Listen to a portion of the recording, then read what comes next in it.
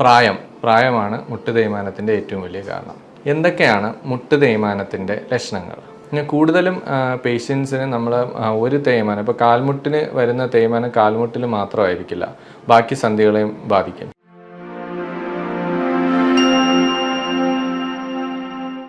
നമസ്കാരം, എൻ്റെ പേര് ഡോക്ടർ പ്രശാന്ത് JS. ഞാൻ കോഴിക്കോട് ഫാത്തിമ ഹോസ്പിറ്റലിലെ consultant trauma replacement and arthroscopy സർജനാണ്. ഞാൻ ഇന്നിവിടെ സംസാരിക്കാൻ പോകുന്ന വിഷയം മുട്ടുവേദനയും അതിൻ്റെ പരിഹാര മാർഗങ്ങളും. മുട്ടുവേദന നമ്മുടെ ശരീരത്തിലെ ഒരു വലിയ സന്ധിയാണ്. തുടയെല്ലും താഴത്തെ കാലിലെ എല്ലും ചേർന്നുണ്ടാവുന്ന ഒരു സന്ധി. അതിൻ്റെ മുന്നിലായി ഒരു ചിരട്ടയെല്ലും കാണപ്പെടുന്നു. തുടയെല്ലിനും നമ്മുടെ താഴെയുള്ള കാലിലെ എല്ലിനും ഇടയ്ക്ക് ഒരു തരുണാസ്ഥിയുണ്ട്. അതിനെ നമ്മൾ കാർട്ടിലേജ് എന്ന് പറയും. ഇത് എല്ലാം കൂടെ ചേർന്നതാണ് മുട്ട്, അതായത് കാൽമുട്ട്. അപ്പോൾ എന്താണ് മുട്ട് തേയ്മാനം? മുട്ട് തേയ്മാനം എന്ന് വെച്ചാൽ നമ്മുടെ ഈ തുടയെല്ലിലും കാലിന് ഇടയിലുള്ള തരുണാസ്ഥി തേഞ്ഞു പോകുന്നതിനാണ് സാധാരണ നമ്മൾ മുട്ട് തേയ്മാനം എന്ന് പറയുന്നത്. ഇതിൻ്റെ പ്രധാന കാരണങ്ങൾ ഏറ്റവും കൂടുതലായി കാണുന്നത് നമ്മളൊരു 10 പേരിൽ 3 പേർക്ക് സാധാരണ 50 വയസ്സ് കഴിഞ്ഞാൽ മുട്ട് തേയ്മാനം കാണാറുണ്ട്. അപ്പോൾ പ്രായമാണ് മുട്ട് തേയ്മാനത്തിൻ്റെ ഏറ്റവും വലിയ കാരണം. 2, ചെറുപ്പകാലത്തൊക്കെ ഉണ്ടാകുന്ന പരിക്കുകൾ, അതിൽ നമ്മുടെ കാർട്ടിലേജ് അല്ലെങ്കിൽ തരുണാസ്ഥിയിലോ മുട്ടിനകത്തുള്ള ലിഗമെൻറ്റുകൾക്കോ മുട്ടിലെ വാഷറായ മെനിസ്കസിനോ ഉണ്ടാകുന്ന പരിക്കുകൾ അവസാനം മുട്ട് തേയ്മാനത്തിന് കാരണമാകാം. പിന്നെ ഒന്ന് ഇൻഫെക്ഷൻ. നമുക്ക് മുട്ടിൽ എന്തെങ്കിലും അണുബാധ ഉണ്ടായിക്കഴിഞ്ഞാൽ അത് കാലക്രമേണ അണുബാധ പോയാലും നമ്മുടെ തരുണാസ്ഥി ദ്രവിച്ചു പോവുകയും അത് തേയ്മാനത്തിലോട്ട് മാറുകയും ചെയ്യുന്നു. പിന്നെ ഉള്ളത് വാതരോഗങ്ങൾ നമ്മൾ സാധാരണ ആമവാദം, സന്ധിവാദം, പിന്നെ യൂറിക് ആസിഡ് അങ്ങനെയുള്ള, അല്ലെങ്കിൽ ചിലപ്പോഴുണ്ടാകുന്ന പനി, ചിക്കൻ ഗുനിയ അങ്ങനെ പോലുള്ള വാദങ്ങൾ അവസാനം മുട്ട് തേയ്മാനത്തിലേക്ക് മാറും. ഇങ്ങനെ 3-4 കാരണങ്ങളാണ് മുട്ട് തേയ്മാനം ഉണ്ടാക്കുന്നത്. ഇനി എന്തൊക്കെയാണ് മുട്ട് തേയ്മാനത്തിൻ്റെ ലക്ഷണങ്ങൾ? സാധാരണ എൻ്റെ OPയിൽ വരുന്ന രോഗികൾ ഞാൻ 3ആയിട്ട് തിരിക്കാറുണ്ട്. ഒന്ന്, ആദ്യം, അതായത് തുടക്കത്തിലുള്ള തേയ്മാനങ്ങൾ. സാധാരണ ഒരു 40 വയസ്സ് 50 വയസ്സിനിടയിലാണ് തുടക്കത്തിലെ തേയ്മാനം കാണുന്നത്. രണ്ടാമത് കുറച്ച് ഒരു മിഡിൽ ഷേപ്പിലുള്ള, അതായത് മിഡിൽ സ്റ്റേജിലുള്ള തേയ്മാനം. മൂന്നാമത് സിവിയർ ആയിട്ടുള്ള തേയ്മാനം. അപ്പോൾ ലക്ഷണങ്ങളെന്ന് വെച്ച് കഴിഞ്ഞാൽ ആദ്യത്തെ സ്റ്റേജിൽ നമുക്ക് ചെറിയൊരു വേദന, അത് കൂടുതലും ഡിമാൻഡിങ് ആക്ടിവിറ്റീസ്, അതായത് സ്റ്റെപ്പ് കയറുമ്പോൾ അല്ലെങ്കിൽ നിലത്തിരിക്കാൻ, നമ്മൾ നിലത്ത് എന്തെങ്കിലും ഇന്ത്യൻ ക്ലോസറ്റ് ആയാലും അല്ലെങ്കിൽ നമുക്ക് എന്തെങ്കിലും പ്രാർത്ഥന, അങ്ങനെ എന്തെങ്കിലും നിലത്തിരിക്കേണ്ട സ്ഥിതി വരുമ്പോൾ എഴുന്നേൽക്കുമ്പോഴുള്ള വേദന. അത് കഴിഞ്ഞ് നമ്മൾ കുനിഞ്ഞ് ചെയ്യുന്ന, അതായത് വെയിറ്റ് എടുക്കേണ്ടി വരുന്ന ജോലികൾ ചെയ്യുമ്പോഴുള്ള ചെറിയ വേദന, അല്ലെങ്കിൽ കുറേ ദൂരം നടന്നതിന് ശേഷം നമ്മൾ പിന്നെ വരുമ്പോഴത്തേക്ക് ഉണ്ടാകുന്ന വേദന. ഇതെല്ലാം നമ്മൾ രാവിലെ അധികം വേദന ഉണ്ടാവില്ല, അവസാനം നമ്മൾ വൈകുന്നേരം അടുക്കുമ്പോൾ ജോലിയൊക്കെ ഇങ്ങനെ ചെയ്ത് കുറച്ചൊരു ക്ഷീണമാകുമ്പോഴാണ് ഈ വേദന കാണപ്പെടുന്നത്. അത് കഴിഞ്ഞിട്ട് രണ്ടാമത്തെ സ്റ്റേജിലേക്ക് ആകുമ്പോഴത്തേക്കും നമുക്ക് തുടക്കത്തിൽ തന്നെ, അതായത് നമ്മൾ ഒരു കുറച്ച് നേരം, രാവിലെ കഴിഞ്ഞ് കുറച്ച് നേരം ജോലി എടുക്കുമ്പോൾ തന്നെ കാല് ചെറുതായിട്ട് വേദന തുടങ്ങും. അത് ഈ പറഞ്ഞ ഡിമാൻഡിങ് ആക്ടിവിറ്റി അല്ലാതെ കുറച്ച് ദൂരം നമുക്ക് 1 കിലോമീറ്റർ താഴെയൊക്കെ നടന്നു തുടങ്ങുമ്പോൾ തന്നെ ഈ വേദന കാണാറുണ്ട്. അവസാനത്തെ സ്റ്റേജിൽ നമുക്ക് തീരെ നടക്കാൻ പറ്റാത്ത ഒരു സ്റ്റേജ്, നമ്മൾ നടക്കാൻ പറ്റാതെ വരിക, മുട്ട് വളയുക, തീരെ നമുക്ക് സ്റ്റെപ്പ് കയറാൻ പറ്റാതെ വരിക, നിലത്തിരിക്കാൻ പറ്റാതെ വരിക, കയറ്റം കയറാൻ പറ്റാതെ വരിക. ഈ സ്റ്റേജിൽ അവസാനമായി നമ്മൾ വീൽ ചെയറിലേക്ക് പോകുന്ന ഒരവസ്ഥ.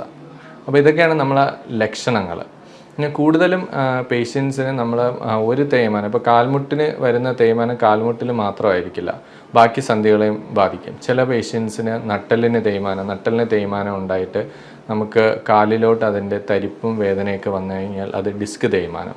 പിന്നെ നട്ടെല്ലിനെ ബാധിക്കുന്ന ചില വാദങ്ങൾ, ഞാൻ നേരത്തെ സൂചിപ്പിച്ചതുപോലെ സന്ധിവാദം, ആമവാദം, ഇതൊക്കെ നട്ടെല്ലിനെയും ബാധിക്കാം. പിന്നെ ഉണ്ടാകുന്ന ഒരു തേയ്മാനമാണ് കഴുത്ത് തേയ്മാനം. നമ്മളെന്തെങ്കിലും കുറേ നേരം ജോലി ചെയ്യുകയോ, ഇപ്പോൾ കൂടുതലിപ്പം നമ്മൾ ഈ ഓൺലൈൻ ക്ലാസ്സുകൾ ഒക്കെ ഒരുപാട് അറ്റൻഡ് ചെയ്യുന്നവർക്ക് കഴുത്ത് തേയ്മാനം കാണുന്നുണ്ട്. അതുപോലെ തന്നെ നമ്മൾ ഈ കമ്പ്യൂട്ടർ വർക്കൊക്കെ ചെയ്യുന്ന IT ഫീൽഡ്, ബാങ്ക് ജീവനക്കാർക്ക് ഒരുപാട് പേര് നമുക്ക് കഴുത്ത് വേദനയായിട്ടൊക്കെ വരുന്നുണ്ട്.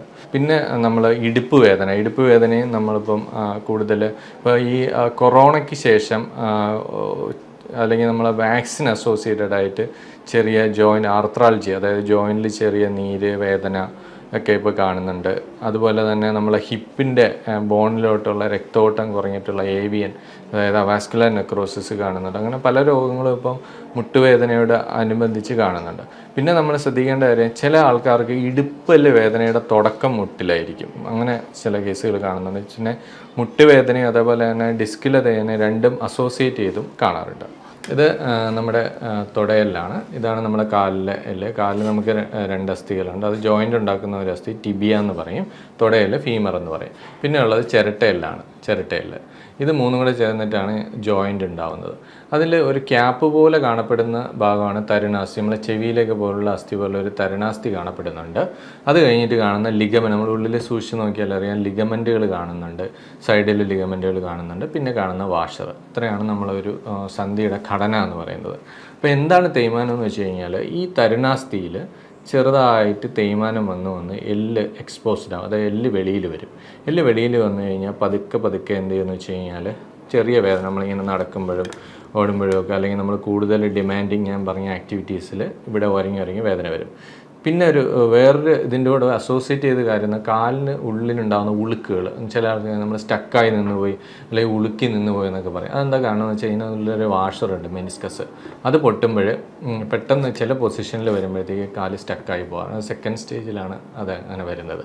പിന്നെയുള്ള തേർഡ് സ്റ്റേജിലാകുമ്പോഴത്തേക്ക് ഈ തരുണാസ്ഥി പൂർണ്ണമായും തേഞ്ഞു പോവുകയും അത് ഒരു വശത്തേക്ക് ചരിഞ്ഞ് കാല് വളയുന്ന ഒരവസ്ഥയിലേക്ക് മാറുകയും ചെയ്യുന്നുണ്ട്. അപ്പോൾ ഇതൊക്കെയാണ് നമുക്ക് മുട്ടിൻ്റെ ഘടന, അല്ലെങ്കിൽ എന്തൊക്കെ ലക്ഷണങ്ങളാണ് മുട്ടുവേദനയെ സംബന്ധിച്ച് വരുന്നത് എന്നൊക്കെ. ഇനി എങ്ങനെയാണ് നമ്മൾ ഒരു രോഗി നമ്മുടെ ഒ പിയിലേക്ക് മുട്ടുവേദനയായിട്ട് വന്നു കഴിഞ്ഞാൽ എങ്ങനെയാണ് നമ്മളവരെ ചികിത്സിക്കുന്നത്, എന്തൊക്കെയാണ് നമ്മൾ അവരെ പരിശോധിച്ച് നോക്കുന്നത്, എന്തൊക്കെ എക്സ്റേ എടുക്കേണ്ടതുണ്ട്, എന്തൊക്കെ ബ്ലഡ് എന്തിനാണ് പരിശോധിക്കേണ്ടത് എന്നൊക്കെ നമുക്ക് നോക്കാം.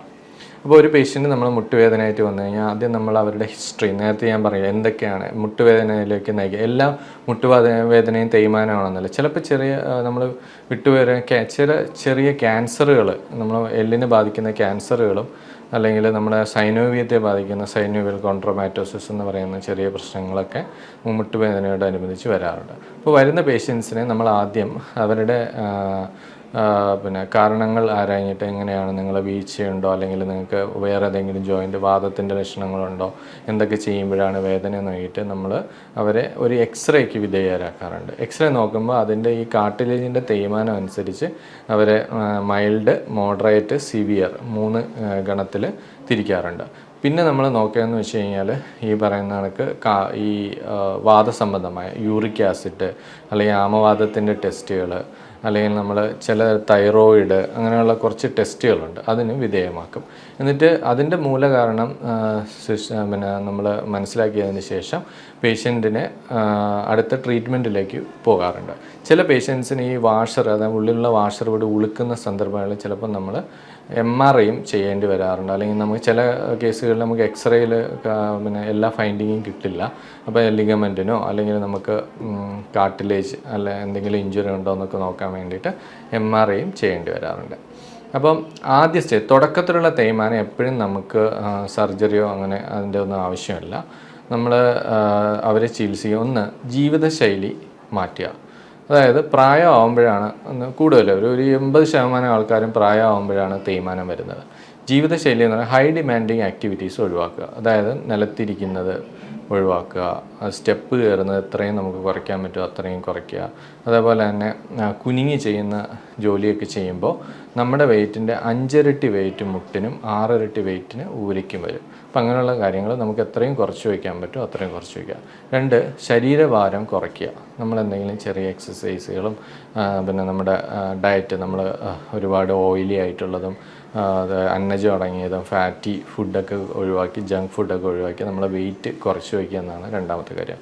3, മരുന്നുകൾ. നമ്മൾ ഈ മുട്ടുവേദന എപ്പോഴും ഇങ്ങനെ മഴ പോലെ വന്നു പോകുന്നത്. ആദ്യത്തെ തുടക്ക സ്റ്റേജിൽ കുറച്ച് നാൾ നമ്മൾ സ്ട്രെയിൻ ചെയ്യുമ്പോൾ വേദന ഉണ്ടാവും, റെസ്റ്റ് എടുക്കുമ്പോൾ കുറയും, പിന്നെയും സ്ട്രെയിൻ ചെയ്യുമ്പോൾ, അങ്ങനെ അതിൻ്റെ ഇൻ്റർവെൽ ഇങ്ങനെ കുറഞ്ഞു വന്നിട്ടാണ് നമ്മളതൊരു നിരന്തരമായ വേദനയായി മാറുന്നത്.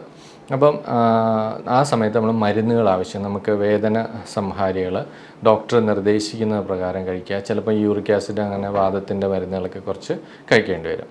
പിന്നെ ഏറ്റവും പ്രധാനമായിട്ടുള്ള ഒരു കാര്യം എന്ന് പറഞ്ഞാൽ എക്സസൈസ് എന്ന് പറഞ്ഞു കഴിഞ്ഞാൽ നമ്മൾ സാധാരണയായ ഒരു ഇതെന്ന് വെച്ചാൽ നമ്മുടെ വെയിറ്റിൻ്റെ ഏകദേശം 60 മുതൽ 70% വെയിറ്റും എല്ല് കൂടെയാണ് പോകുന്നത്. നമുക്കൊരു ശരീരഭാരത്തിൻ്റെ നമുക്കിപ്പം സന്ധികളിലൂടെ താഴോട്ട് ഭൂമിയിലോട്ട് പോകുമ്പോൾ എല്ലിൽ കൂടെയാണ് പോകുന്നത്.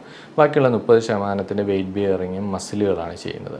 അപ്പോൾ നമ്മൾ എന്താ ചെയ്യുന്നത് വെച്ച് കഴിഞ്ഞാൽ മസിലുകൾ ബലപ്പെടുത്തുമ്പോൾ എല്ലിനിടയിലുള്ള പ്രഷർ കുറച്ചുകൊണ്ട് തേയ്മാനത്തിൻ്റെ വേദന കുറയ്ക്കുക എന്നുള്ളതാണ് അത് നമുക്ക് 2 രീതിയിൽ ചെയ്യാം. ഫിസിയോതെറാപ്പി എന്ന് പറഞ്ഞാൽ നമ്മൾ അവിടെ പോയിട്ട് ചൂടിൻ്റെയും അങ്ങനെയുള്ള അൾട്രാസൗണ്ട് തെറാപ്പി പോലുള്ള ചികിത്സകളുണ്ട്.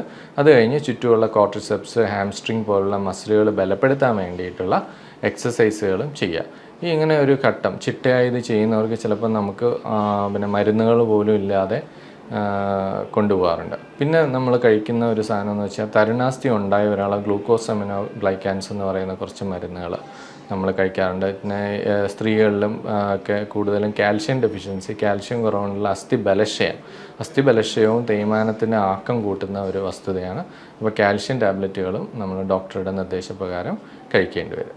ഇനി നമുക്കിപ്പോൾ തേയ്മാനത്തിന് തീരെ നമുക്ക് നടക്കാൻ പറ്റാത്ത ഒരു അവസ്ഥ വരിക, അല്ലെങ്കിൽ കാൽമുട്ട് അമിതമായിട്ട് വളഞ്ഞു പോവുക, അല്ലെങ്കിൽ നമ്മൾ ഡെയിലി ആക്ടിവിറ്റീസ് നമുക്ക് നമ്മുടെ സ്വന്തം കാര്യങ്ങൾ ചെയ്യാനുള്ള ബുദ്ധിമുട്ട് കൂടി വരിക, അല്ലെങ്കിൽ നമുക്ക് പിന്നെ വേദന റെസ്റ്റ് എടുക്കുമ്പോൾ പോലും വേദന വരിക എന്നുള്ള അവസ്ഥയിൽ നമുക്ക് എന്ത് മരുന്ന് തന്നാലും അല്ലെങ്കിൽ നമ്മൾ എക്സസൈസുകളൊന്നും ചെയ്യാൻ പറ്റാത്ത ഒരവസ്ഥയിലേക്ക് മാറും. ആ സമയത്താണ് നമ്മൾ സർജറിയെക്കുറിച്ച് ആലോചിക്കുക. അപ്പം മുട്ട് മാറ്റിവയ്ക്കൽ ശസ്ത്രക്രിയ എന്ന് പറഞ്ഞാൽ നമുക്കിപ്പോൾ ഒരുപാട് പിന്നെ കിംവദന്തികളും അല്ലെങ്കിൽ ഒരുപാട് പേഷ്യൻസിനെ അയ്യോ മുട്ട് മുഴുവനായിട്ട് അങ്ങ് മുറിച്ച് കളയോ എന്നൊക്കെ ചില പേഷ്യൻസ് വന്ന് നമ്മുടെ അടുത്ത് ചോദിക്കാറുണ്ട്. അങ്ങനെയല്ല, തരുണാസ്ഥി ഈ ഭാഗമാണ് നമുക്ക് തേഞ്ഞു പോയതിന് ശേഷമാണ് ഈ എല്ലുകൾ ഉരസിയിട്ടാണ് വേദന ഉണ്ടാവുക. അപ്പോൾ നമുക്കിവിടെ ഒരു പ്രൊട്ടക്ഷനായിട്ടുള്ള ഒരു കവചം വെച്ച് കൊടുക്കും. അതാണ് മുട്ടുമാറ്റിവയ്ക്കൽ ശസ്ത്രക്രിയ എന്ന് പറയുന്നത്. അപ്പോൾ ഇത് നമ്മുടെ തുടയെല്ല്, ഇത് താഴത്തെ എല്ല്.